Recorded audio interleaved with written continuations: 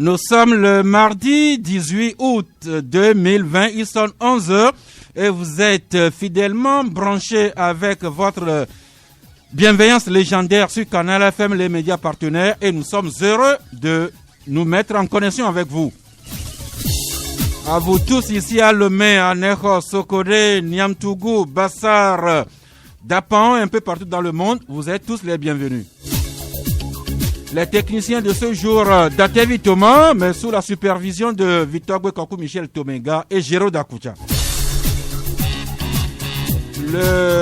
Le plateau qui se peuple très bien, vous aurez tantôt une idée des confrères et invités, juste que je vous décline le menu du Club de la Presse de ce jour. Nous sommes mardi et naturellement, nous allons vous parler des arts et de la culture. Nous allons revenir sur cette affaire qui fait beaucoup de polémiques, c'est le Pétrole Gate. Je vous rappelle que nous sommes dans l'effervescence de l'ouverture du procès, nous présumons demain, suite à la plainte que Fabrice Adjakli a portée contre le journal L'Alternative. Nous allons également parler de la reconduction de l'état d'urgence sanitaire, c'est parti encore pour 1 mois, et nous allons terminer avec des informations d'ordre économique. Alors, pour parler de tout ça, Primus Dotier Genoa Ridja, bonjour. Bonjour, chers amis auditrices, chers amis auditeurs. Bonjour Sas, bonjour Pakudo. Il nous revient d'un séminaire qu'il a écarté de nous toute la semaine dernière, mais il revient bel et bien. Eric Hugues Pakudo Johnson, bonjour. Bonjour Sas, bonjour Primus, bonjour chers invités, chers auditeurs et auditrices de Canal FM.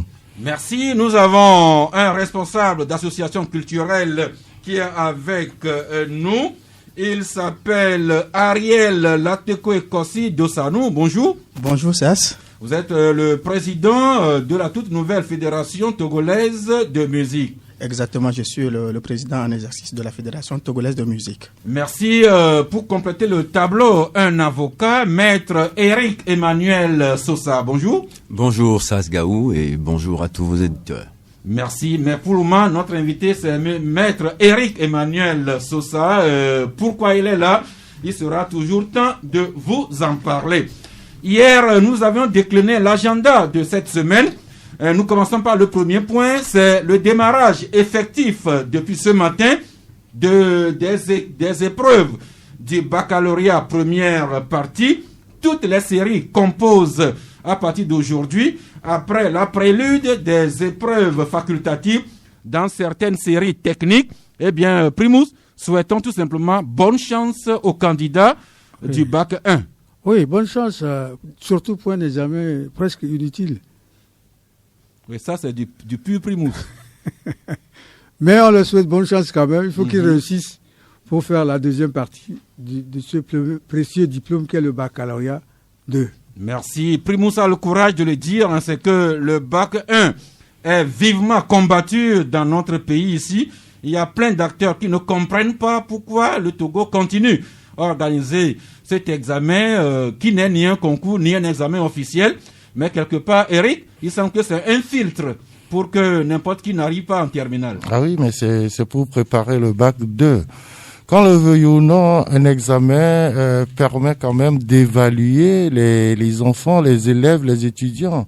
Donc si l'on estime que c'est un examen inutile, je pense que l'autorité qui instaure cet examen a certainement une idée derrière la tête.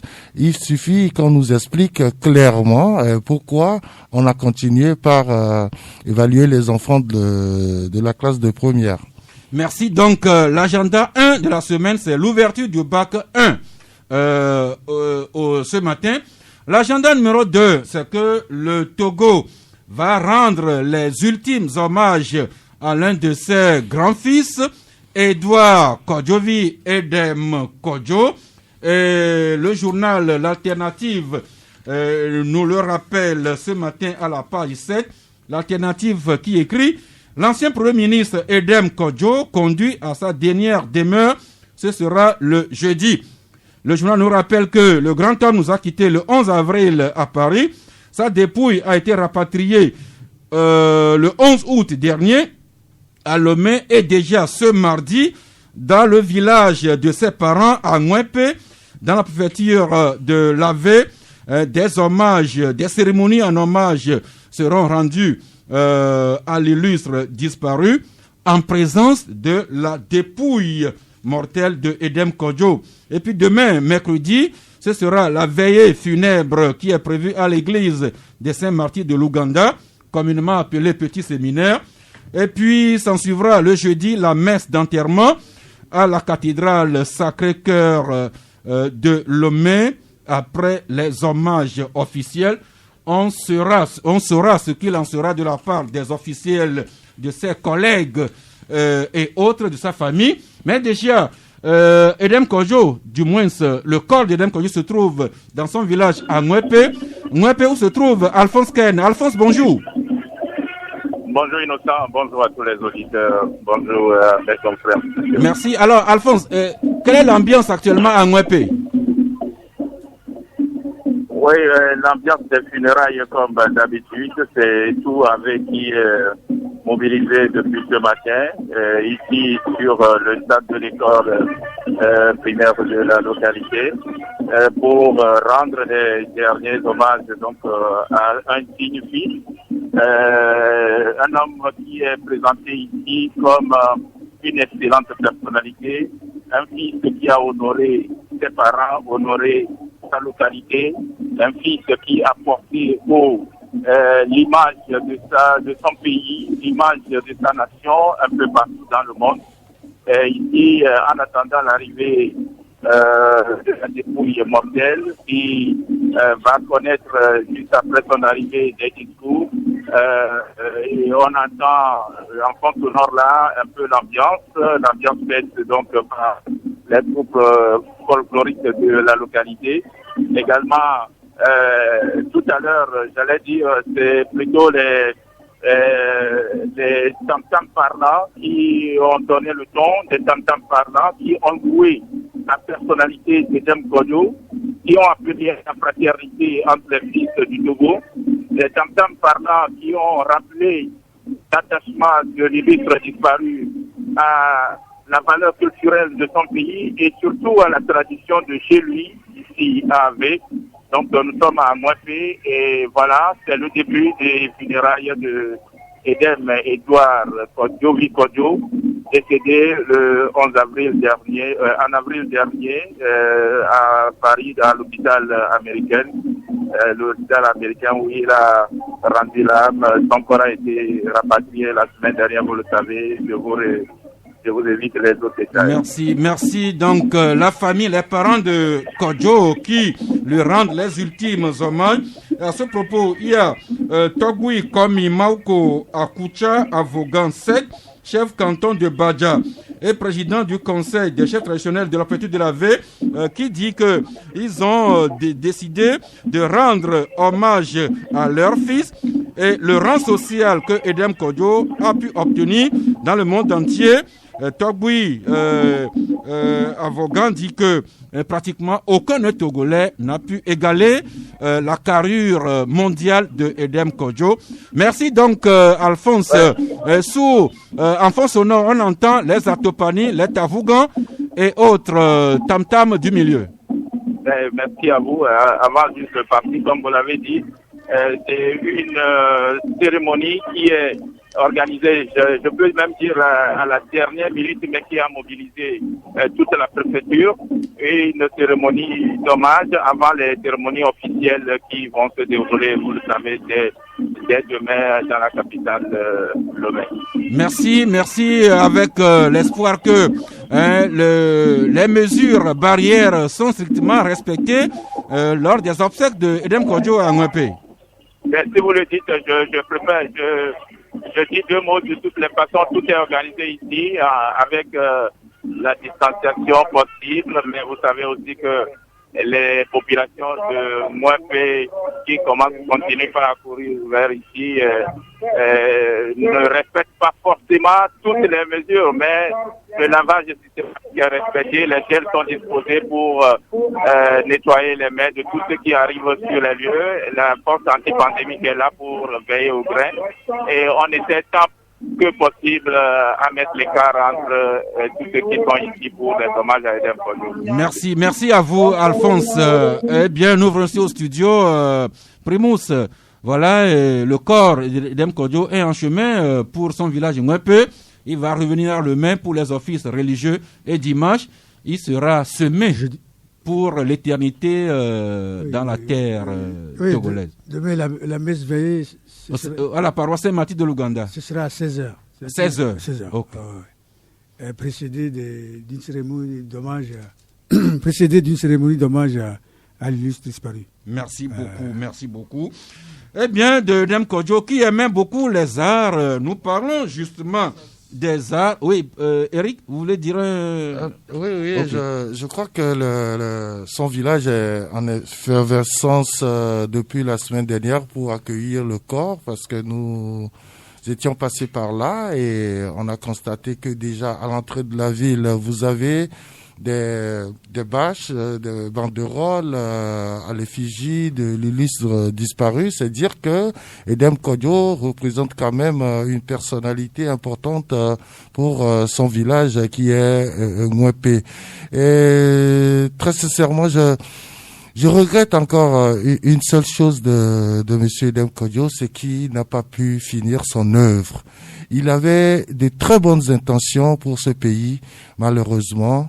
La politique l'a beaucoup plus emporté et je crois que Edem Kodjo, c'est quelqu'un qu'on doit de toutes les façons inhumer avec le plus grand sérieux, avec la plus grande bénédiction possible. Merci. Nous enterrons Edem Kodjo cette semaine, mais nous sommes dans l'attente d'accueillir la dépouille d'un autre grand homme, Apollinaire Yaovi Madji Agboibo. Quand la famille sera prête, nous serons toujours là pour vous en parler. Edem Kodjo, un homme multifacette, il était également un grand admirateur des arts, il aimait la belle musique, les beaux tableaux et consorts. Malheureusement, il n'écoutera jamais ce nouvel album qu'un artiste togolais vient de sortir. Il s'agit de l'album Shabaraba, c'est le nouvel album de Prince Aikandros. Nous vous faisons écouter un avant-goût.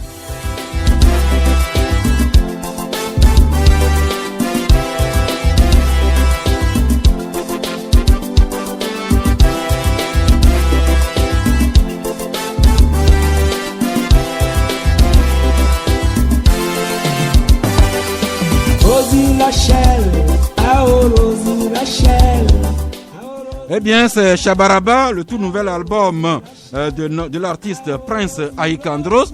Ce qui passe en fond sonore nous introduit à notre invité Ariel Latekwe-Kossi Dossanou. Bonjour. Oui, c'est Dassanou, bonjour. Dassanou, pardon. Merci. Eh bien, le président de la toute nouvelle Fédération togolaise de musique. Oui, exactement. Eh bien, il y avait déjà un certain nombre de syndicats, d'associations, des artistes de la musique. Alors, pourquoi créer une nouvelle fédération de musique ? Créer une nouvelle fédération de musique, au fait, c'est de mettre en place un mécanisme qui permettra à ce que tous les acteurs culturels puissent vraiment avoir un interlocuteur unique vis-à-vis des décideurs. Et je vous explique que la Fédération togolaise de musique, c'est une fédération qui tire vraiment l'exemple par rapport à ce qui se fait dans la sous-région, j'allais dire. Je prends le Bénin a sa fédération, le Ghana a sa fédération, jusqu'à la France, à la Fédération française de musique. Mais le Togo n'a pas une fédération digne de ce nom. Et nos aînés ont commencé le processus, mais ça n'a jamais abouti. Et bien, pour une première fois, nous nous sommes convenus sur certains critères. Et là, la fédération a vu le jour le 24 juillet 2020. Maintenant, vous voulez nous assurer que tous les artistes musiciens se retrouvent effectivement dans votre fédération? Oui, même la constitution de la fédération, le mécanisme oblige tous les acteurs culturels, je veux parler des acteurs culturels du domaine de la musique, se retrouvent puisque ce sont les corporations. Je vous explique. Avant que la fédération ne naisse, il y a une commission d'organisation qui a fait appel à tous les acteurs du secteur musical.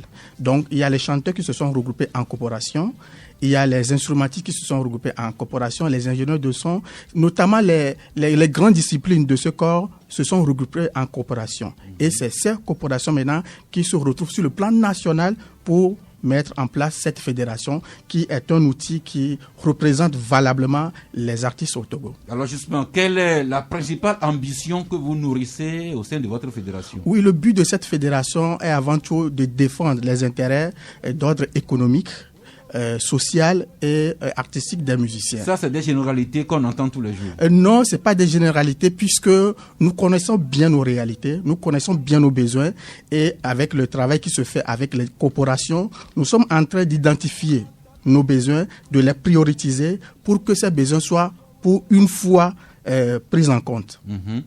Et comment est-ce que vous pensez vraiment y arriver? Oui, c'est par l'élaboration d'un plan d'action parce que c'est une toute première fédération. Il va falloir que tous les corps s'y retrouvent, notamment en évoquant leurs besoins, leurs difficultés et qu'on définisse ensemble une feuille de route. Ce n'est pas moi, en tant que le président, je viens et que j'accouche un plan d'action que j'impose, non. Mais c'est une démarche participative que nous sommes en train d'aborder pour que tout le monde se reconnaisse dans les solutions qui, à court terme et à moyen terme, vont quand même un petit peu alléger les difficultés des acteurs culturels. Et quels sont les partenaires privilégiés sur lesquels vous comptez?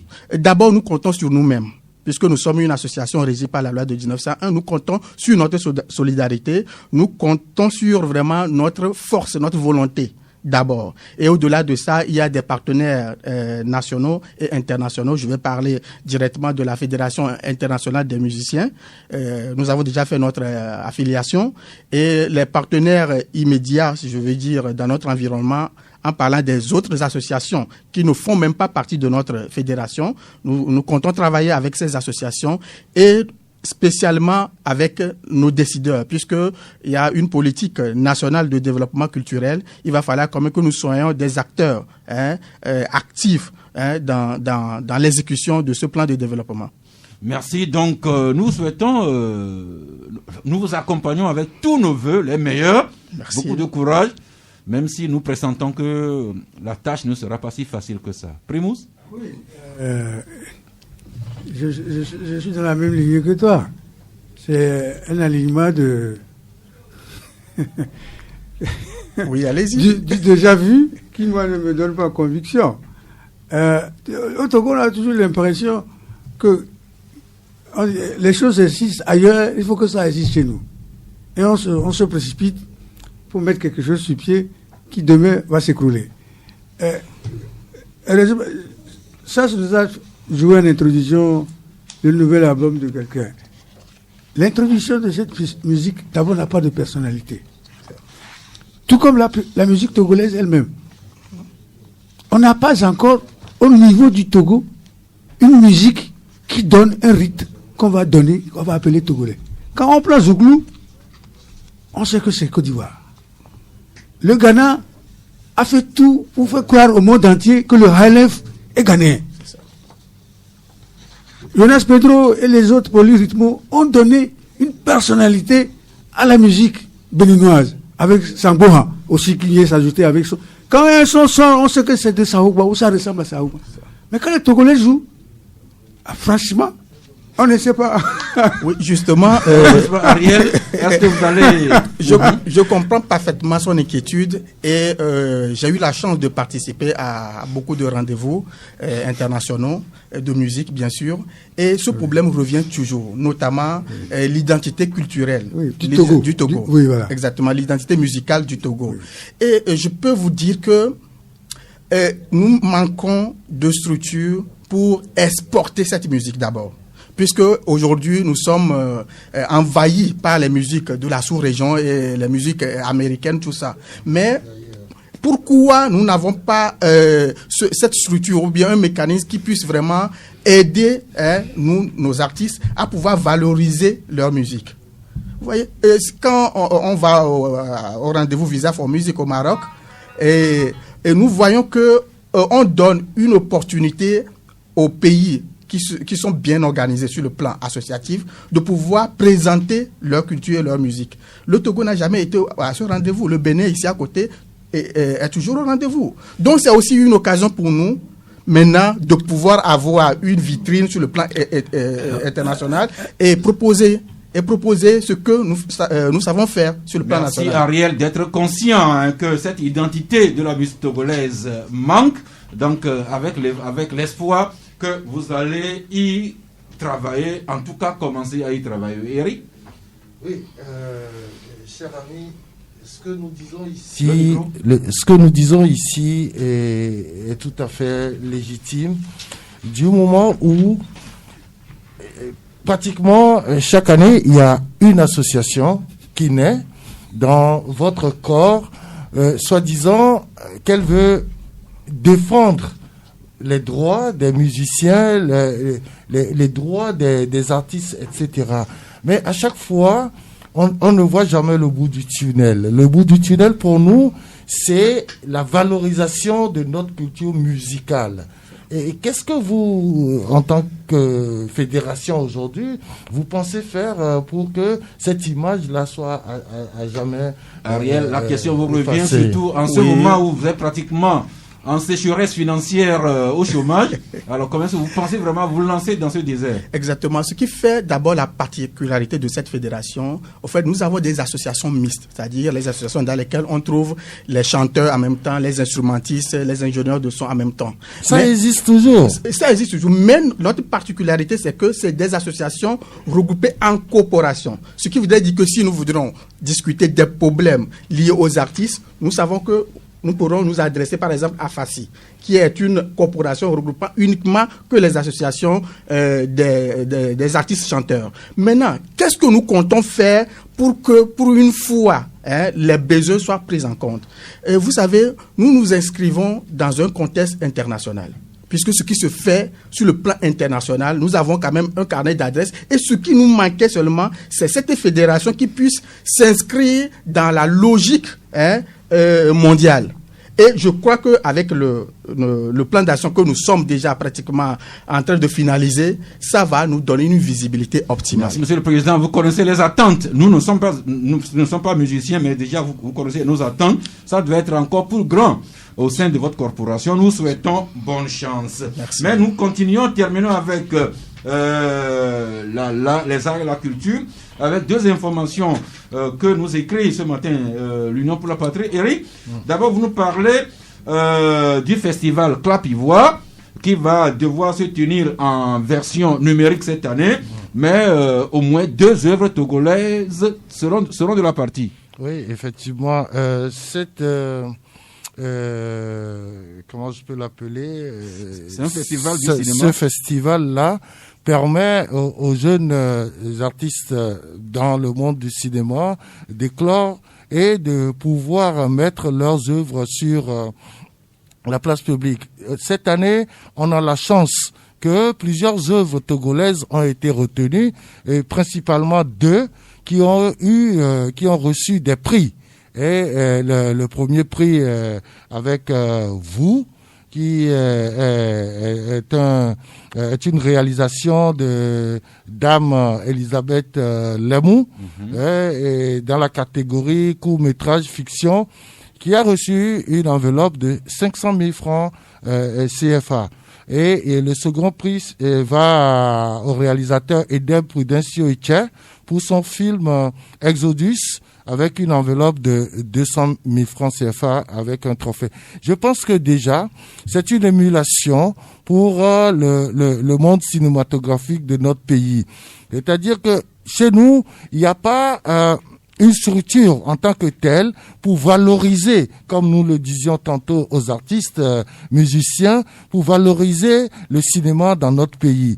Malgré tous les efforts qui sont faits par-ci, par-là, les œuvres ne suivent pas et nous n'avons pas une image claire de notre cinéma, d'autant plus que nous n'avons même plus de salle de cinéma en bonne et due forme, à part ce que le groupe Bolloré nous a fait tout récemment à Rancopé et puis à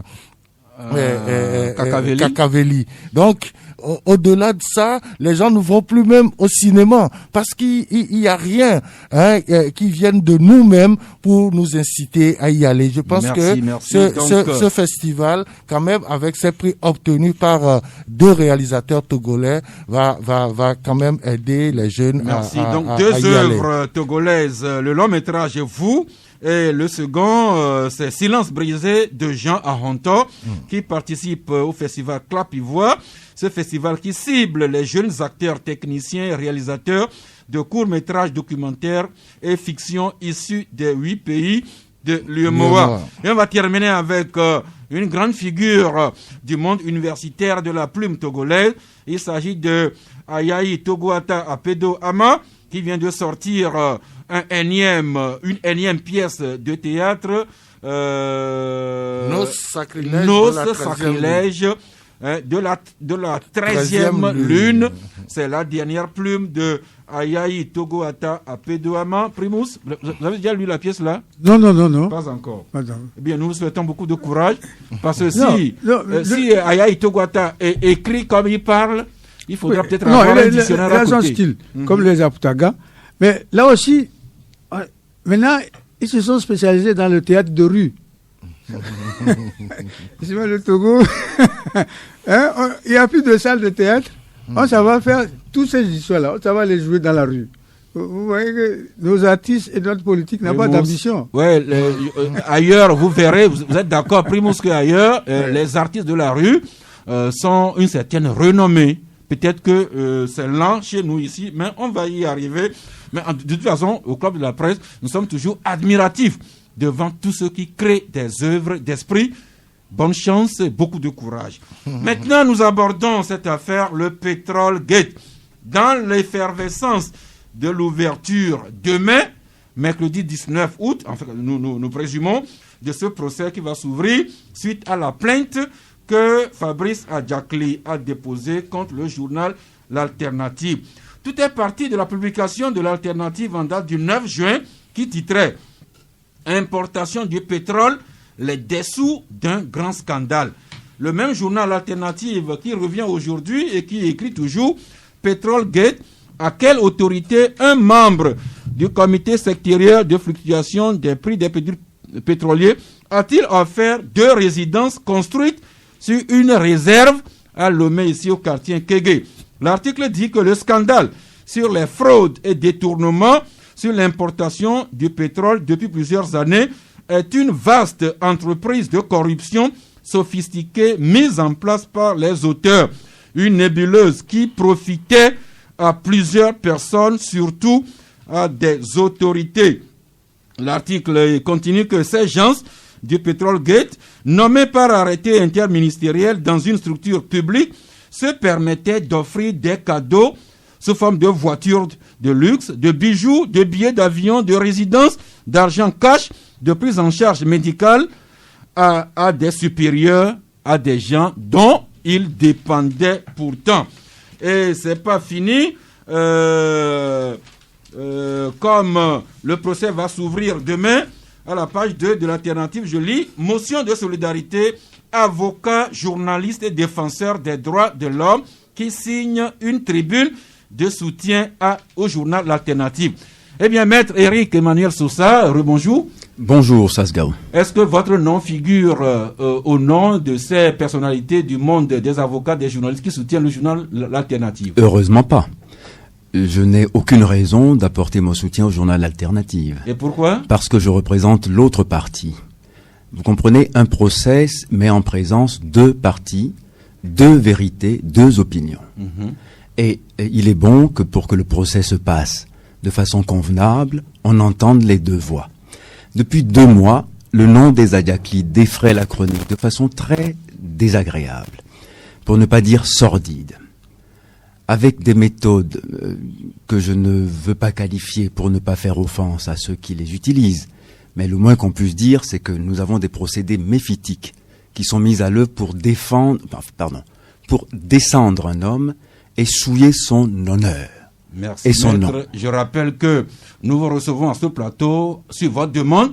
Vous avez écrit au directeur général de Canal FM pour user de votre droit de réponse Et c'est à ce titre que nous vous recevons en respect de la réglementation et de la déontologie. Mais dites-nous, maître, vous savez mieux que moi que le droit de réponse s'adresse en primeur à l'organe qui a sorti le premier l'information. Alors, est-ce que le collège des avocats de la famille Adjakli, est-ce que vous avez saisi le confrère L'Alternative pour lui signifier votre droit de réponse? Alors, je voudrais d'abord faire un prolégomène pour expliquer que depuis le 9 juin, date à laquelle cet article est paru, il y a eu une série d'articles. Nous les avons dénombrés à peu près à une douzaine. Et si nous devions faire des droits de réponse à tous ces articles, nous passerions notre temps à ne faire que ça. Et s'il fallait leur faire procès, nous aurons une batterie de procès actuellement en cours pour servir quelle fin?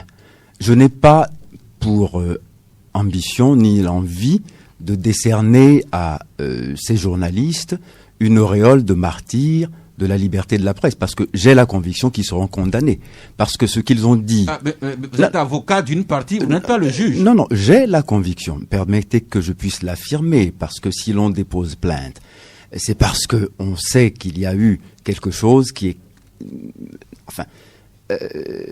susceptible de constituer une infraction.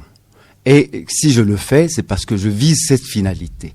Et cette finalité, c'est quoi? C'est d'obtenir que la loi s'applique. On n'a pas le droit, au nom de la liberté de la presse et de la liberté d'expression, de s'en prendre à quelqu'un et de jeter son nom en pâture à une opinion, simplement parce que c'est plus commode de s'attaquer à celui-là plutôt qu'à quelqu'un qui est probablement plus fort et dont on craint probablement les représailles.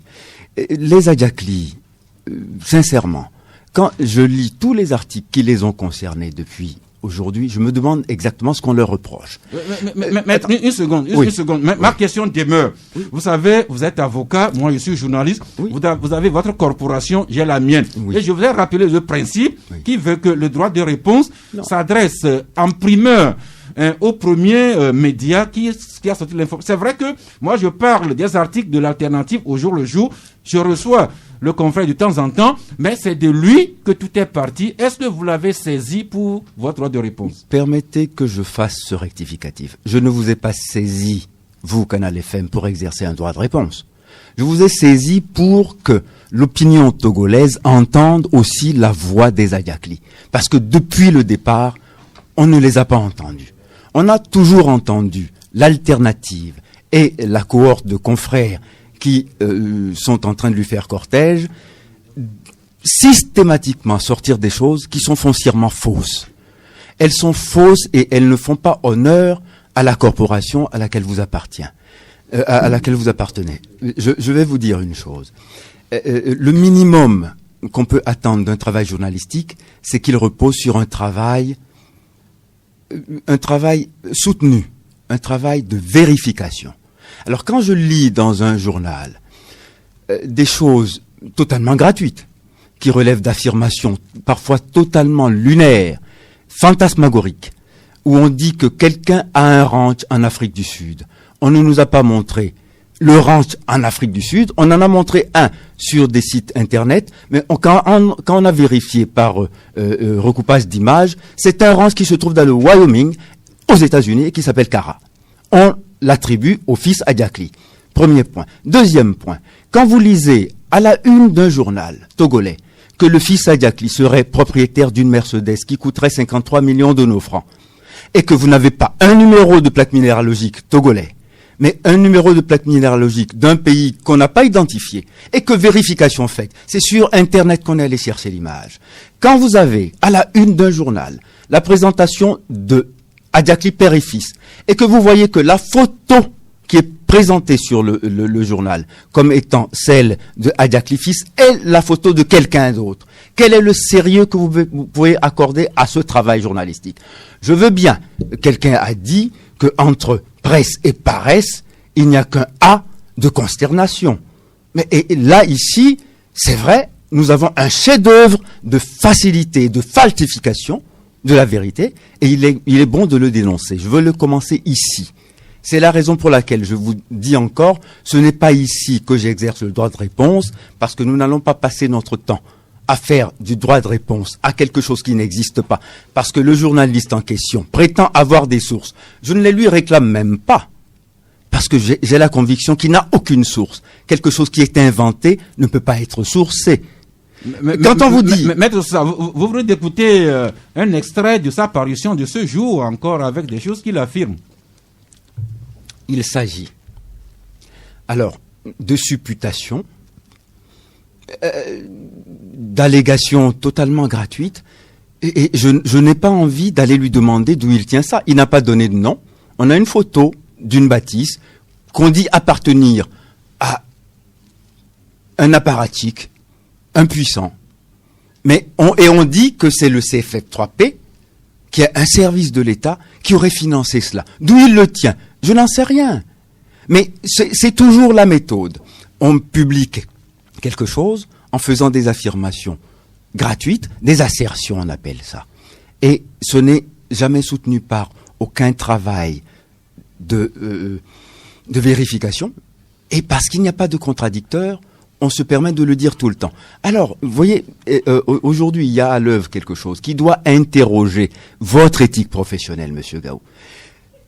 Hier, déjà, j'ai lu, avec finalement beaucoup de détachement et d'humour, que mon nom propre est promené sur Internet, avec mon numéro de téléphone, avec cette légende que je serai l'avocat des crapules du Togo, de toutes les grandes crapules du Togo, et on a mis mon numéro de téléphone en disant que je serais détenteur d'une partie des 500 milliards détournés par les Adiakli, et qu'il ne fallait que m'appeler pour venir en chercher une partie. Maître Sousa, vous conviendrez avec moi que ce n'est ni SAS Gaou ni Canal FM qui sont l'auteur de ce que vous dites là. Absolument pas. Mais je vous dis, à quel type de débordement nous assistons? Et quand écoutez, depuis que cette affaire a commencé, je ne vous le demande pas à vous, mais je m'adresse à la corporation tout entière. Est-ce que quelqu'un dans la corporation s'est approché des Adiakli pour connaître leur version? Pour savoir exactement de quoi il s'agit, vu de leur point de vue? Personne ne l'a fait. Et c'est la raison pour laquelle maintenant nous le faisons. Parce qu'il faut quand même qu'on sache que ce qui se passe est grave et que c'est un mensonge éhonté et que tout ça est fabriqué. Je ne veux même pas demander qui est derrière cela, parce que ça ne m'intéresse pas. Ce qui m'intéresse, c'est la face émergée de l'iceberg. C'est-à-dire...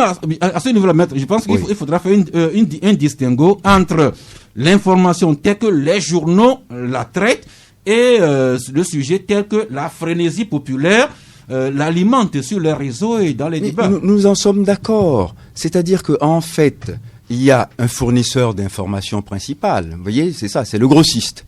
Et après, il y a les détaillants.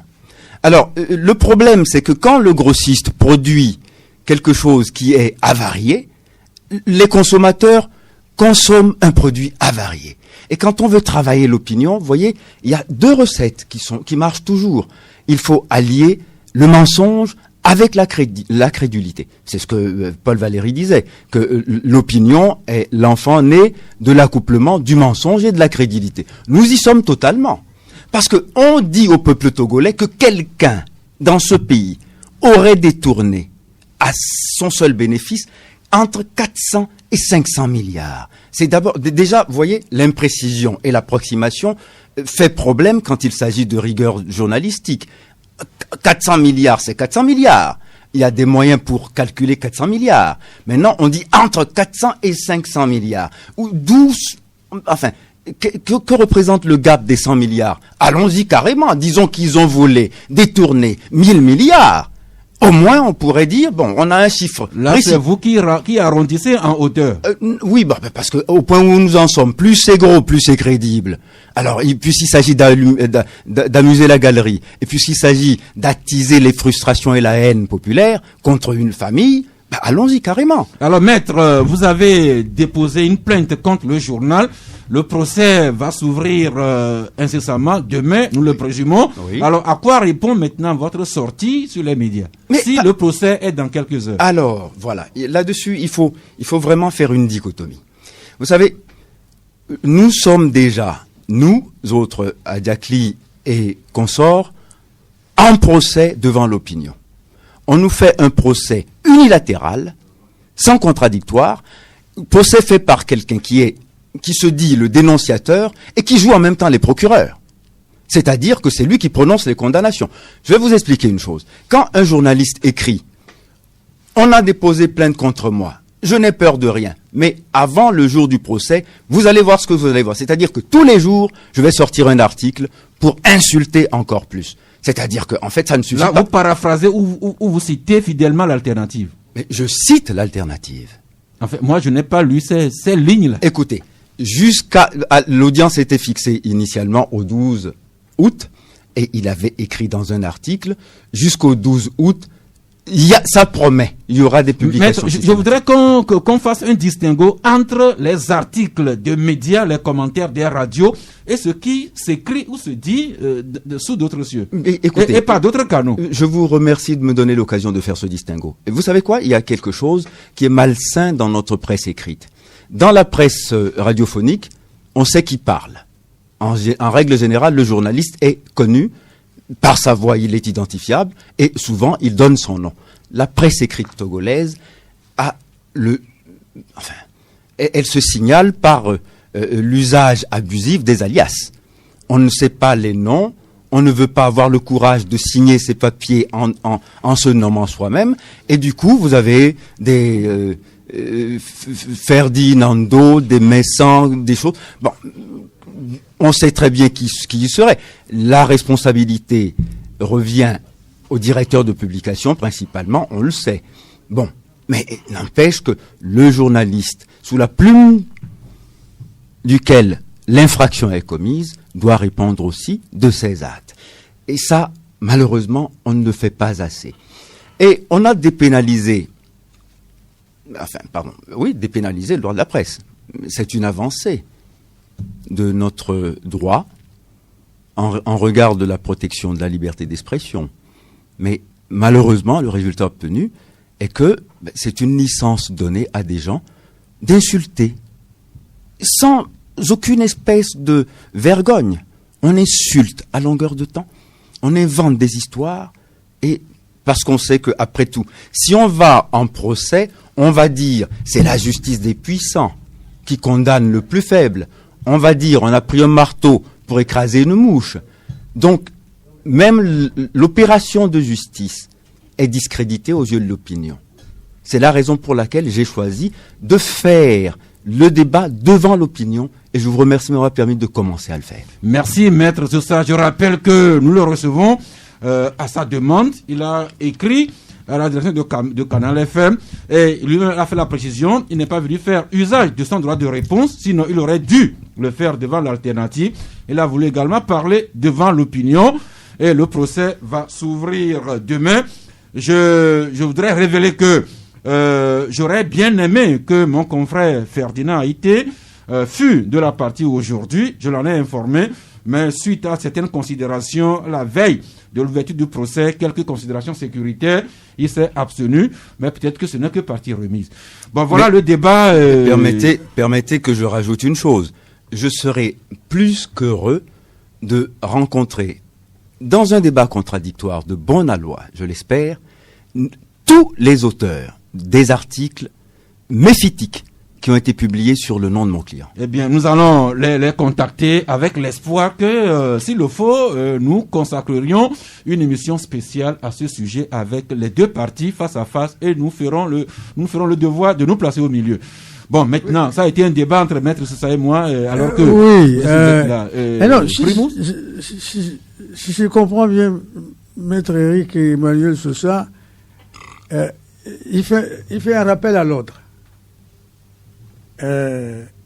Aux auteurs des articles accusateurs de la famille Adiakli, pour défaut d'investigation, si j'ai bien compris.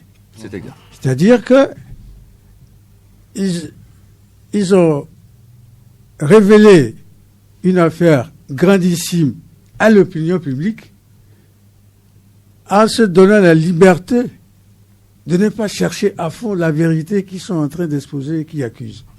Je vous ai bien compris. C'est à peu près ça, oui. Donc c'est la position de Maître Sosa, si j'ai bien compris.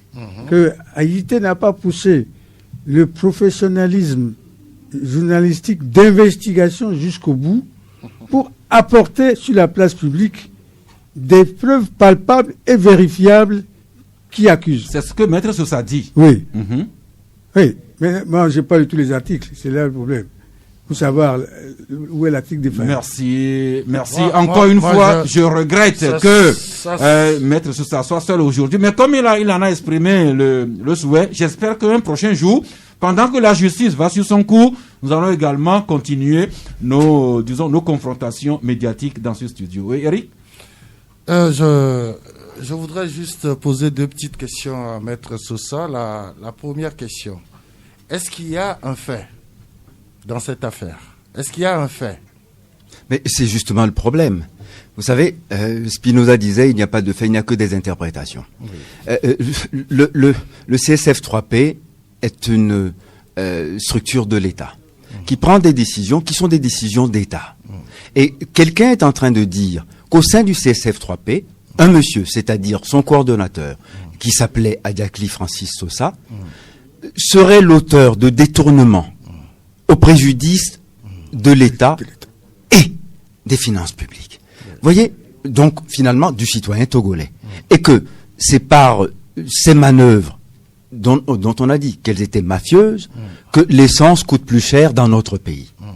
Alors vous voyez, quand on a posé cela comme ça, il faut quand même essayer de contextualiser pour trouver des éléments de fait.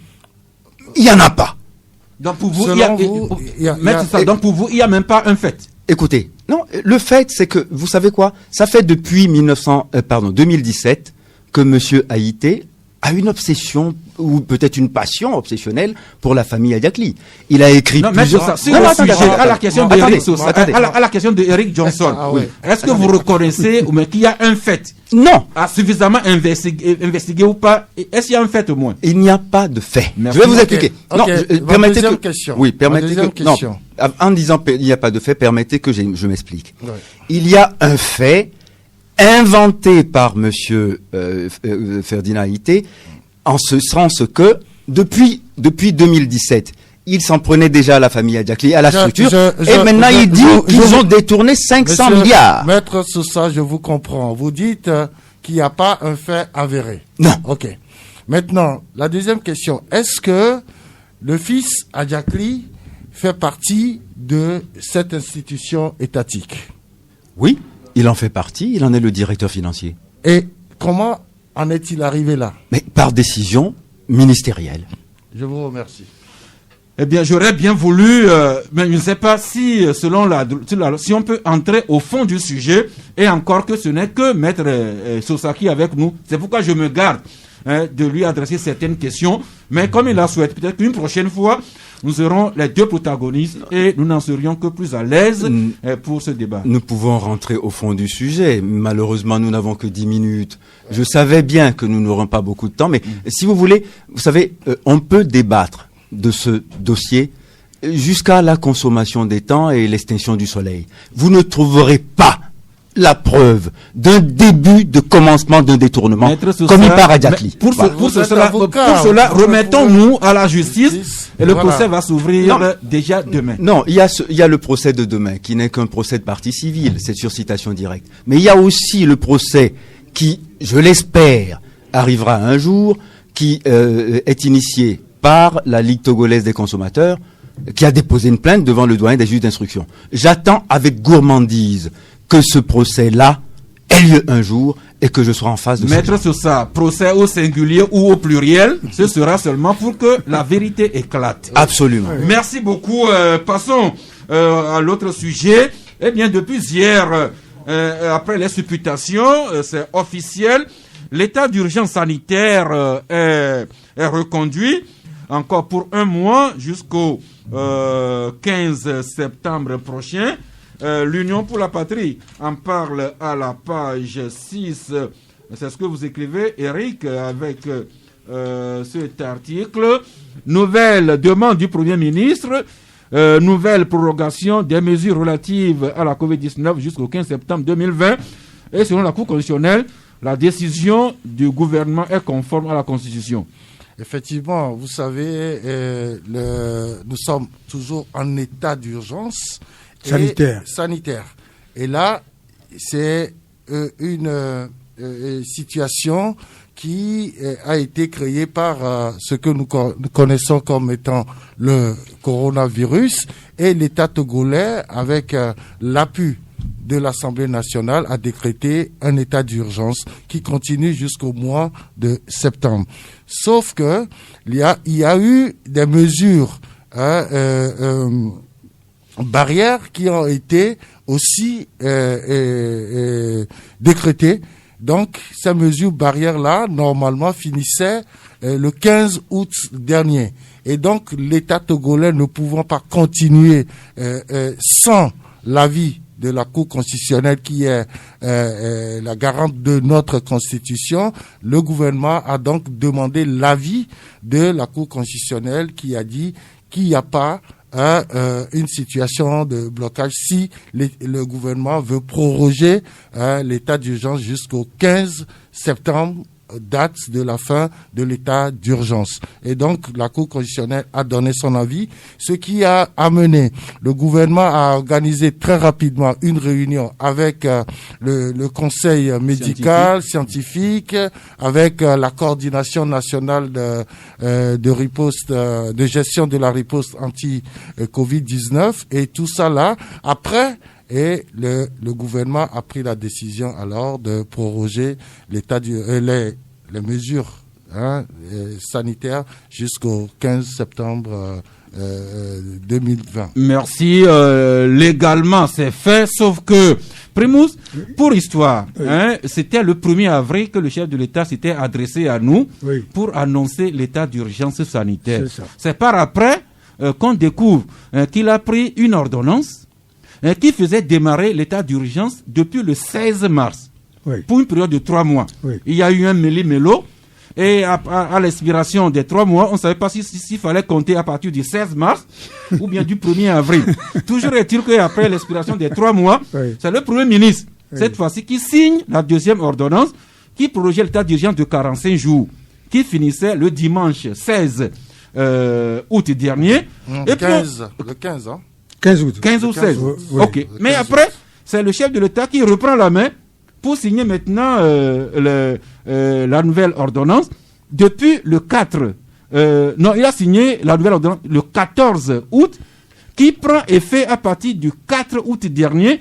Alors, je ne sais pas si vous avez lu ça dans tous les détails, mais est-ce que vous retrouvez vraiment dans l'ordonnancement juridique de tout ça? Je crois que c'est l'Assemblée qui a déjà commencé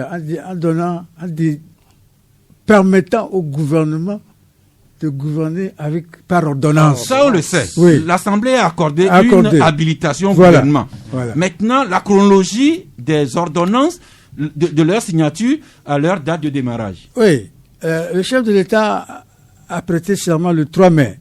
Ça, on le sait aussi déjà. Et il nous avertissait qu'à cause de cette urgence sanitaire, il garde le gouvernement en place. Il ne l'a pas dit de façon explicite. Ou bien. En fait, je ne l'ai lu nulle part de façon explicite. C'est ce que j'ai cru comprendre. Donc, ça c'est votre interprétation. Comme disait tantôt M. Sousa. Exactement. C'était interprétation. Voilà. Bon, moi, mon problème, c'est la chronologie.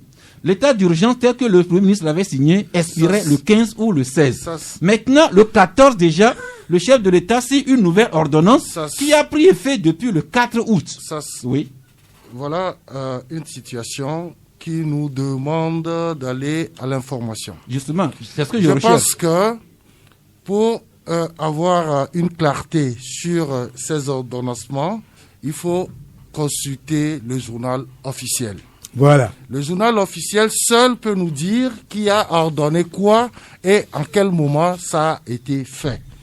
Les documents qui circulent sur les réseaux sociaux, personnellement, je ne suis pas friand tout comme moi. Tout ça. Donc, il y en a tellement aussi. Référons-nous au journal officiel pour avoir une idée claire sur comment ça se passe. Qui a pris quelle ordonnance? Nous allons recourir au journal officiel. On va terminer avec cette information. Les élections ici et là, nous en parlons tous les jours. Maintenant, une petite revue de presse avec Liberté qui écrit à la page 5. Présidentielle de 2021 au Bénin, en mode fa. Fa, hein, ceux qui sont du sud, vous connaissez. Et le journal écrit que les divinités se sont invitées dans la prochaine élection présidentielle au Bénin, afin de lire dans les pensées du président et savoir si, oui ou non, Patrice Talon se décidera à se présenter à un deuxième mandat. Les grands prêtres vaudous ont consulté le Fa, les membres des ancêtres, et 3 signes seraient apparus au cours de la consultation qui lèveraient tout équivoque et donnent carte blanche à Patrice Talon de pouvoir se présenter pour un second mandat en 2021. Donc, élection à la mode Fa. Chez nous, ici au Togo, des élections bientôt au Comité national olympique du Togo. Et c'est un débat qui n'en finit pas, au point que l'équipe sportive écrit aujourd'hui si au CNOT, il y aura élection, ou bien plutôt si on va mettre sur pied un comité de crise. Maintenant, nous continuons avec la Chambre de commerce et d'industrie, qui aussi va organiser tantôt une élection. Et à ce niveau, le confrère, l'Indépendant Express écrit « Germain Meba dans la tourmente d'une gestion scandaleuse ». La Chambre de commerce et d'industrie du Togo se prépare à une nouvelle élection. Germain Meba, qui annonce sa candidature contre vents et marées. Un mépris pour ce journal-là, un mépris pour les opérateurs économiques qui critiquent une gestion musclée jusqu'au logo usurpé par le tout-puissant Meba. Autre journal, c'est Vision d'Afrique qui écrit lui aussi ce sujet. Vision d'Afrique, donc, qui écrit que élection des membres de la chambre consulaire à la chambre de commerce, Germain Meba informe sur les mutations. Et vous aussi, vous intéressez à ce sujet quand vous écrivez à la page, je crois, 6, à l'orée des élections à la chambre de commerce, point sur le différend entre la chambre de commerce de Germain Meba et l'association togolaise des opérateurs économiques de Ouiaou Tchindé. Qu'est-ce qui se passe à ce niveau-là, au juste? Non, au fait, il y a le président de la Chambre de commerce qui a fait une sortie pour expliquer quand même qu'il y a eu des différends entre la Chambre du commerce et l'association togolaise des opérateurs économiques qui, depuis bientôt 1 an, essayaient de faire des cartes consulaires à ses membres dans la vision de cette élection qui s'annonce d'ici le mois de décembre. Donc, le président accuse directement Monsieur Ouiaou Tchindé de faire des regroupements d'opérateurs économiques pour demander des cartes consulaires pour pouvoir participer à cette élection, alors que les tests interdisent qu'on fasse des regroupements, que cette carte-là est demandée individuellement et permet à chaque détenteur de pouvoir participer à l'élection consulaire. Et donc, après, il me semble qu'il y a eu une évolution et finalement, certains opérateurs membres de l'ATOE ont déclaré qu'ils n'ont jamais signé une demande groupée pour avoir la carte consulaire. Et jusqu'à aujourd'hui, il me semble que chacun y va individuellement pour avoir sa carte et participer à cette élection consulaire. Le constat, c'est que dès qu'on parle élection, ça fait problème. Même aux États-Unis d'Amérique, en Biélorussie, en politique, même au Comité national olympique du Togo, même la Chambre de commerce, dès qu'on parle élection, c'est qu'il y a problème. Oui, d'abord je commence par la Chambre de commerce. J'étais membre de la commission électorale qui a assisté à la première élection de M. Meba. Et je crois que c'est nous qui avons fait l'introduction de l'application des tests. Voilà. C'est très important. Oui, parce que... et là, on a eu beaucoup de problèmes parce que les gens ont toujours fait les élections à côté des textes. Et c'est les textes qui disent que quand il y a élection, chaque société qui vient présenter son quitus fiscal, a une seule voix. Voilà. Une société, une voix. Une voix.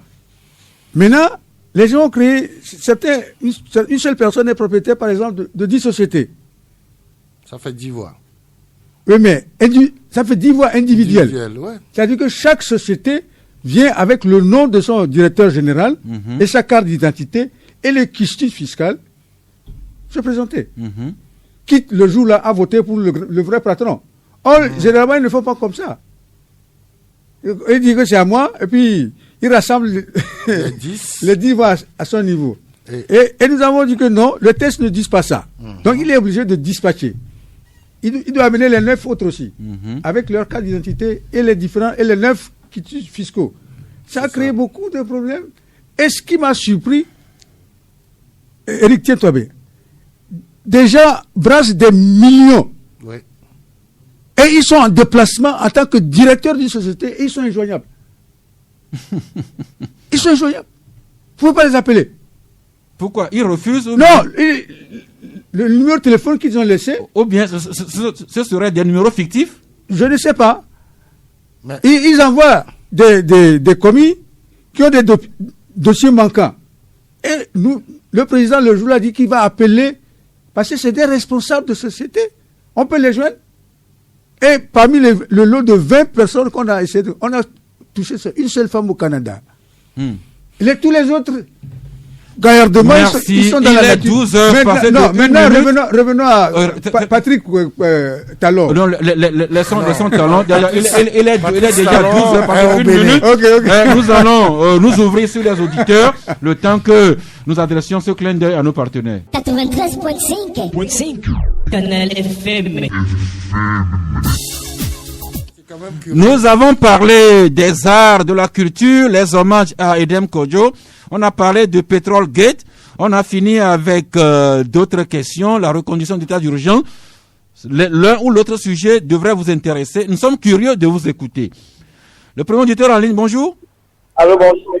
Oui, c'est monsieur? C'est Espoir. Pardon? Monsieur Espoir. Espoir, oui, allez-y. Je voulais vous féliciter seulement. Il y a trop d'écho autour de vous. Nous voudrions bien vous écouter. Je voulais vous féliciter seulement pour ce que vous faites pour la société togolaise. Et pour la journaliste, je salue Pakudio et Femous. Je voudrais poser et donner un avis. Oui. Sur le pétrole. Oui. Monsieur, je voulais dire que le journalisme, c'est un métier noble.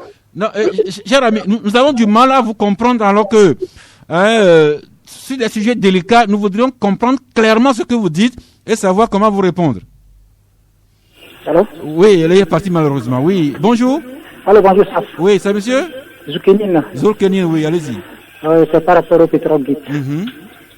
Avec la sortie de l'avocat, M. Sousa, bon, je comprends qu'il est l'avocat, il doit défendre les gens, et dans ce cas de figure, il doit se défendre aussi parce qu'il a été impliqué d'une manière ou d'une autre.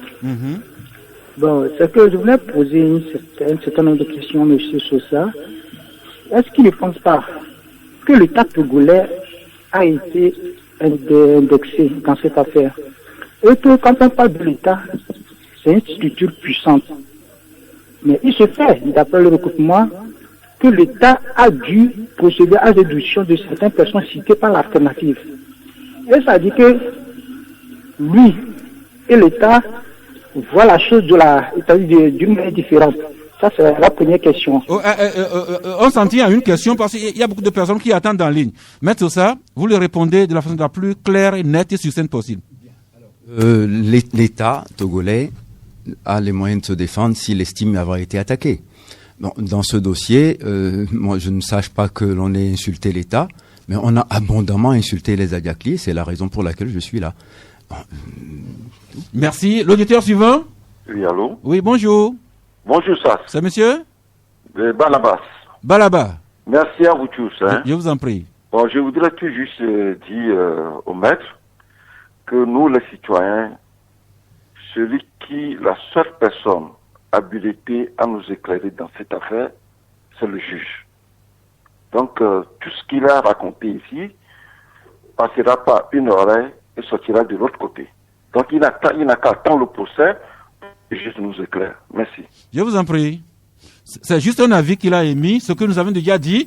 Maître Sosa défend les Adiakli, mais la vérité, nous l'attendons de la bouche des juges. L'auditeur suivant, bonjour. Bonjour. Oui, c'est monsieur? Johannes. Oui, allez-y. Bonjour, maître. Vous parlez très bien, avec un langage très châtié, mais quant à vos argumentaires, ça laisse à désirer. Quand vous nous dites, par exemple, que dans le journal L'Alternative, il y a des photos qui ne représentent pas la réalité. Il y a, par exemple, vous parlez d'une photo de ranch et vous avez cherché, c'est un ranch qui se trouve aux États-Unis, je pense. Il y a la photo d'une voiture qui n'est pas immatriculée conformément à ce que le cher Adjakli détient. Mais je me demande si vous avez l'habitude de lire les journaux. Parce qu'à mon avis, on appelle ça des photos d'illustration. Quand quelqu'un qui lit le journal et qui tombe sur le mot ranch, il ne sait pas ce qu'on appelle un ranch. Il y a à côté, là, le journal met à côté une photo pour montrer au lecteur que c'est ce qu'on appelle un ranch. Quand le journal parle d'une voiture et qu'il y a une photo à côté pour montrer au lecteur que c'est ce genre de voiture dont le journal parle, ce n'est pas forcément le truc, l'objet dont le journal parle exactement. On appelle ça une photo d'illustration. Voilà. Merci, donc, merci. C'est comme si... alors, Maître Sosa, est-ce que vous avez lu tous les articles avec leur légende? Bien. Alors, je voudrais répondre rapidement à Johannes. Le problème n'est pas de savoir s'il faut faire une illustration. On attribue cette voiture à quelqu'un. Est-ce qu'on l'a vu au volant de cette voiture? On dit qu'il y a un ranch. Bon, si le peuple togolais ou les gens qui lisent les journaux ne connaissent pas ce que c'est qu'un ranch, on aurait apprécié de voir monsieur Francis Adjakli ou Fabrice Adjakli sortir d'un ranch où il habitait. Mais c'est pas ce qu'on a vu. Donc ne me dites pas que c'est une photo d'illustration et que ça suffit à faire la preuve que ça appartient aux Adjakli. Merci. L'auditeur en ligne, bonjour. Allô, bonjour. Oui, c'est monsieur Ismaël. Ismaël. Oui. Nous vous écoutons. Ok. Monsieur, le maître dit, le papa est le directeur général et le fils est, comment on l'appelle, directeur financier. Au fait, il n'y a pas quelqu'un qui est intelligent, hein, pour mettre à la place du fils au Togo ici. Le papa directeur général, ça ne participe pas, comment l'appelle-t-on, à la clarté des comptes. Vous voyez. Oui, on vous suit. Permettez-moi aussi de faire un petit... La fois passée, le vendredi, vous avez fait une émission... Non, s'il vous plaît, restons dans le sujet de ce jour. Alors, Maître Sosa, est-ce qu'il n'y a que les Adjakli qui sont suffisamment intelligents pour gérer l'importation du pétrole au Togo? Bien. Écoutez, s'il n'y avait que les Adjakli qui travaillaient de père en fils dans des services, même d'État, ça se saurait. À ce moment-là, on mettrait beaucoup de gens au bûcher des médias parce qu'ils ont eu l'outrecuidance de mettre un fils, un frère dans un même service qu'eux. Mais ce dont on parle, à mon avis, est complètement hors sujet parce qu'on nous dit qu'il y a un détournement à hauteur de 500 milliards. Et si le fils et le père travaillent dans un service d'État et qu'ils sont officiellement nommés à leur poste respectif, si ça peut gêner, je veux bien. Si moralement on peut questionner la chose, je veux bien. Mais qu'on dise que par ce biais-là, il y a eu détournement de 500 milliards au détriment du contribuable togolais, c'est beaucoup plus révoltant. Merci. L'auditeur suivant, bonjour. Bonjour. Oui. Je voudrais m'adresser à Maître Sosa. Monsieur Maglo. Oui, Maglo. Évidemment, il disait qu'il n'est pas là pour exercer son droit de réponse. Moi, je voudrais lui dire qu'il a déjà fait. Il a plaidé. Et ce que je voudrais dire, lorsque vous lui posez la question, s'il y a un fait, il a nié qu'il n'y a pas de fait. Pour nous, les Togolais, il y a un fait. C'est que l'essence coûte très très cher par rapport aux pays environnants. Qu'il reconnaît ça. Bon, il y a l'auditeur qui a dit, il y a un autre auditeur qui disait tout à l'heure qu'il n'est pas le juge. Il a plaidé, il a très bien plaidé, mais je le convie à s'adresser à la pénature. Parce que tout ce qu'il disait, c'est comme il s'adressait au journal Canal. Moi, ça m'a fait mal. C'est comme il est là pour donner une leçon aux journalistes. Il faut faire travail. Ce n'est pas votre problème. La seule qu'il disait que là-bas, il parle beaucoup d'autres faits togolais qui nous intéressent nous autres. Alors, je voudrais lui dire qu'il s'adresse à la pénature. Il vaut mieux de s'adresser à la pénature pour exercer son droit de réponse. Il l'a fait là-bas. Moi, je considère qu'il a exercé son droit de réponse à Canal. Merci, Bonjour. monsieur Maglo. Nous sommes habitués que tout le monde nous donne des leçons. Nous le prenons avec fair play. Vous-même, monsieur Maglo, vous êtes coutumier un peu de la chose. Mais nous prenons tout ça avec fair play. Mais tout ça. Oui, alors, monsieur Maglo parle d'un fait, il parle du prix de l'essence à la pompe. Je voudrais l'inviter à consulter, même sur Internet, des documents comparatifs qui sont disponibles sur la question. Le Togo n'est pas le pays où l'essence coûte le plus cher, Dieu merci. Et vous pouvez voir que au niveau de la fluctuation des prix, quand vous regardez depuis 2015-2016, nous avons toujours été à la crête entre 500 et 600 et parfois nous descendons en dessous de 500 comme c'est le cas actuellement. Mais cela n'a rien à voir avec les Adiakli, pardon. Au Burkina Faso, on a à peu près... Restons au Togo s'il vous plaît. Non, mais l'auditeur suivant, bonjour. Allô? Oui, bonjour. Oui, bonjour le plateau. C'est monsieur? C'est Boudjira. Boudjira. C'est Boudjira. Ok, allez-y. Oui. Maître, j'aimerais vous poser une question. Il vous écoute. Allez-y. Le fils Adiakli qui a porté plainte est-il sur le territoire national?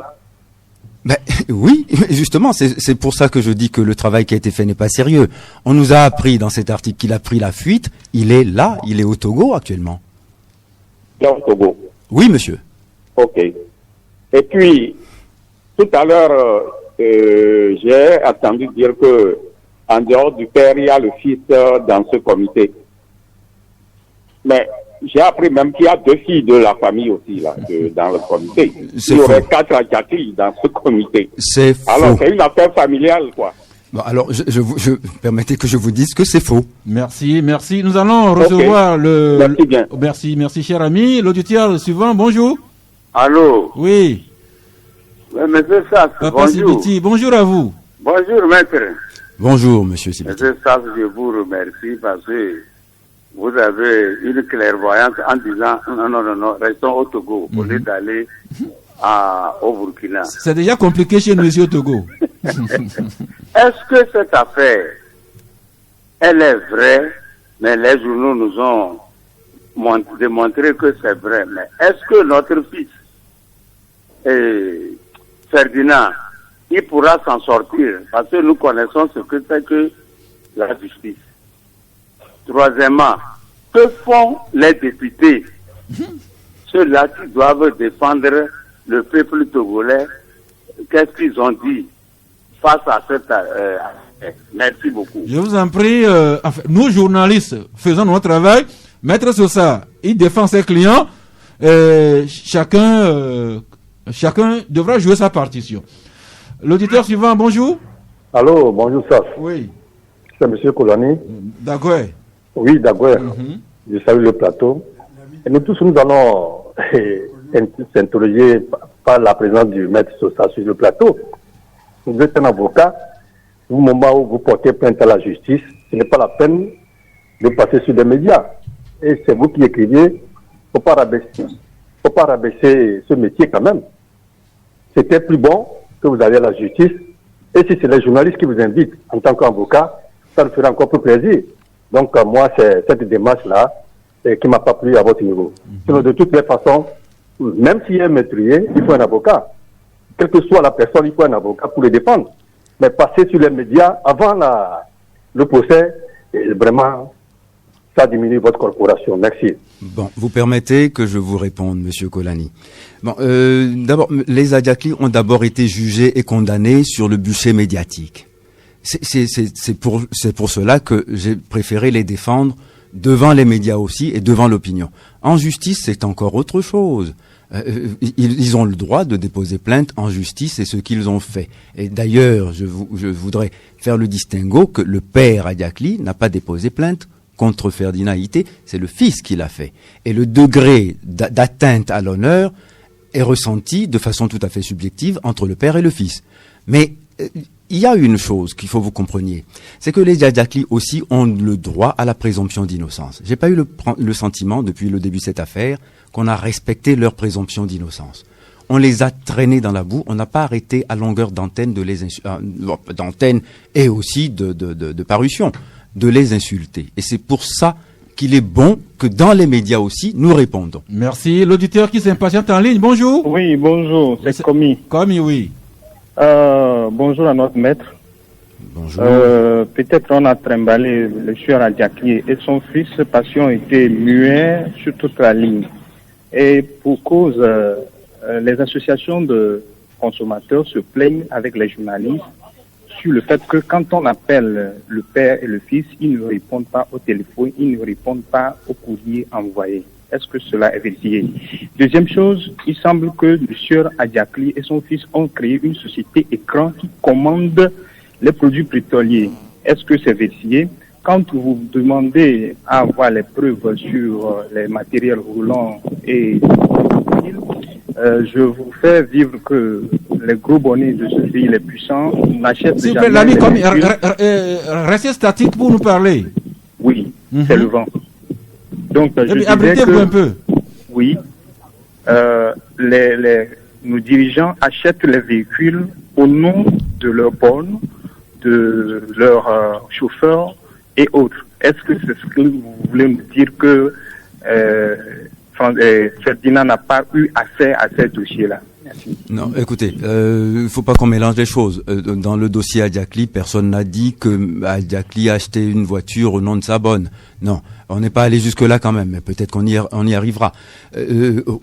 Vous avez dit tout à l'heure qu'ils ont créé une société qui s'occupe de l'importation du pétrole. C'est faux. Écoutez, je vous invite à un peu de curiosité.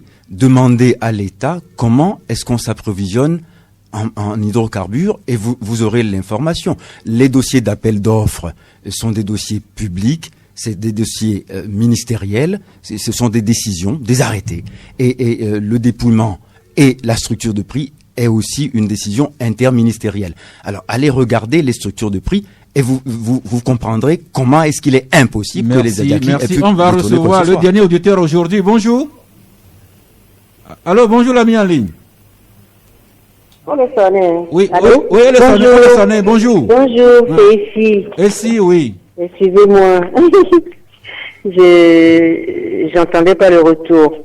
Bon, vous aviez parlé de Petrol Gate. Oui, entre autres. Entre autres, la malgouvernance et puis tout le reste. Et je voudrais dire que je l'ai toujours réitéré, qu'on peut acheter le litre du fuel au Togo à 200 francs. On peut l'acheter à 200 francs sans le bakshish et l'arnaque et tout le reste, quoi. Même la tonne de ciment qu'on produit, on peut l'acheter à 35 000 francs maximum la tonne. Selon vos calculs? Oui, c'est tout le reste. C'est possible. Et puis voilà, le pétrole gate est arrivé et puis on est tous dedans. Merci. Je vous en prie, et si, tout comme à vous tous qui avez pu entrer en ligne, nous nous excusons pour ceux qui n'ont pas pu échanger avec nous, mais demain sera meilleur.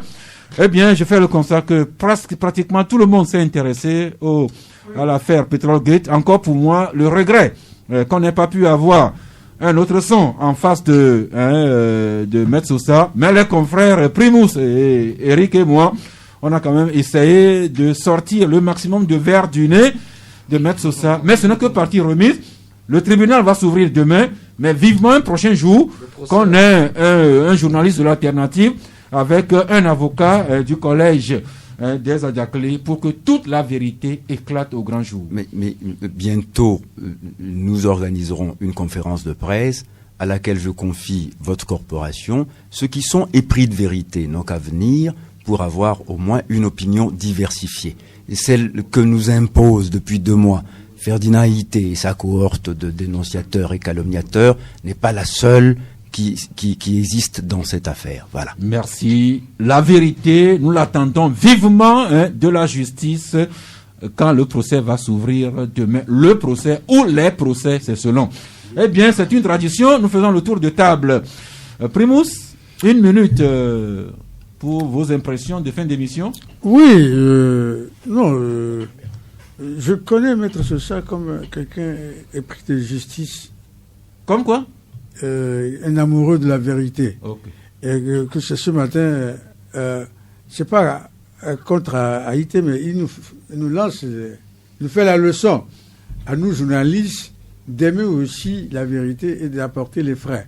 À ce niveau-là, je le disais tantôt à un auditeur, nous acceptons avec fair play. Tout le monde nous donne des leçons. La preuve, Maître Sosa, lui-même, il est venu à un plateau de médias pour nous parler. C'est déjà quelque chose. C'est déjà, ok. Donc, on prend sa perche pour plus de vérité et d'investigation des faits. Le Togo a besoin d'une bonne gouvernance. Et les consommateurs aussi ont besoin de prix abordables. Et je crois que tout ce procès, ou bien toutes ces discussions, va nous amener lentement vers ce que nous voulons. Merci. Eric Non, moi je ne sais pas, c'est une affaire qui intéresse beaucoup les Togolais. Et je pense que la justice est là pour tous les Togolais. Demain, le procès va commencer. Nous écouterons la famille Adjakli avec ses conseils. Nous écouterons le confrère Ferdinand Ité avec ses conseils et nous ferons notre opinion. Exactement. En attendant que la justice donne le verdict les juges donnent le verdict de ce procès. L'Union.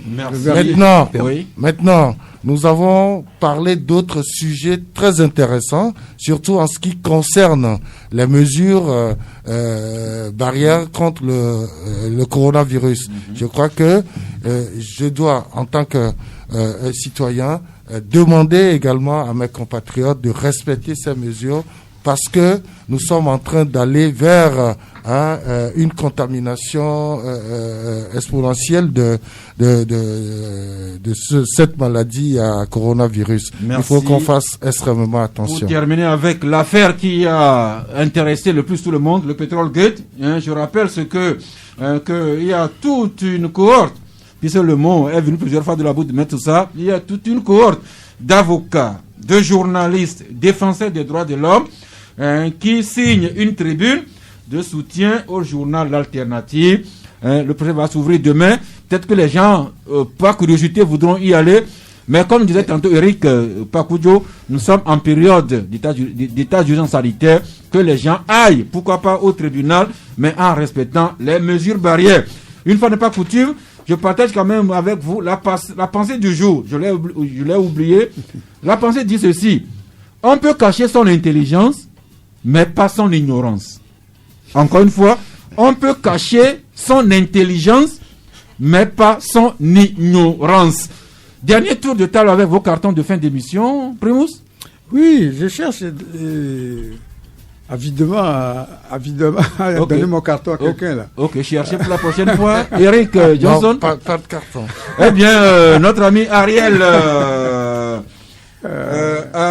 Latekoe Kossi Dassanou, président de la Fédération togolaise de musique. Oui, aujourd'hui, la justice a primé sur la culture, mais je vais juste exhorter les artistes à rapidement nous consulter pour qu'ensemble nous puissions définir les objectifs de notre musique. Et satisfaire les attentes de Eric Johnson et de Primus de Doche. Exactement, ça sera pris en compte. Maître Sousa, c'est juste votre carton de fin d'émission. Non, mon carton de fin d'émission sera didactique. C'est juste pour dire que demain, il ne faut pas se précipiter au tribunal parce qu'il s'y passera quelque chose. C'est une simple audience de procédure. On n'aura même pas 2 minutes pour évoquer les faits. Ça viendra beaucoup plus tard. Ça, c'est encore l'avocat. Oui, mais nous attendrons ce que le juge dira demain.